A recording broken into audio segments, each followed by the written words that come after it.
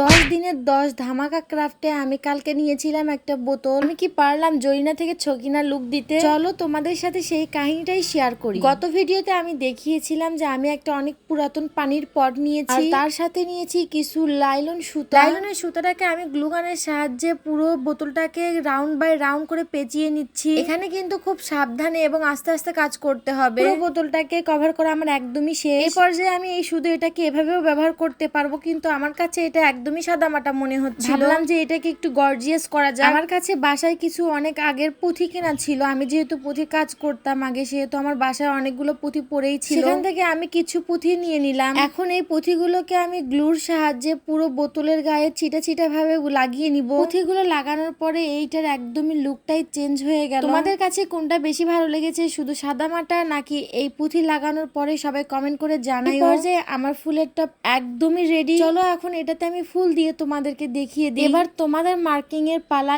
এটাতে আমাকে তোমরা কত দিবা সবাই কমেন্ট করে জানাও। আমার কাছেও যদি এরকম পুরাতন বোতল থাকে তোমরা রিক্রিয়েট করে আমার কমেন্ট বক্সে ছবি দিতে পারো। তোমরা চাইলে ইনডোর প্লান্ট লাগাতে পারো। এর ভিতরে যেহেতু বোতলটা একদমই ভালো আছে, সেহেতু তোমরা এটার ভিতরে পানি দিয়ে ইনডোর প্লান্ট লাগাতে পারো। চাইলে এরকম ফ্লাওয়ার ভ্যাস হিসেবেও ব্যবহার করতে পারো। তোমাদের কাছে আমার এই আইডিয়াটা কেমন লাগলো সবাই কমেন্ট করতে ভুলবা না কিন্তু।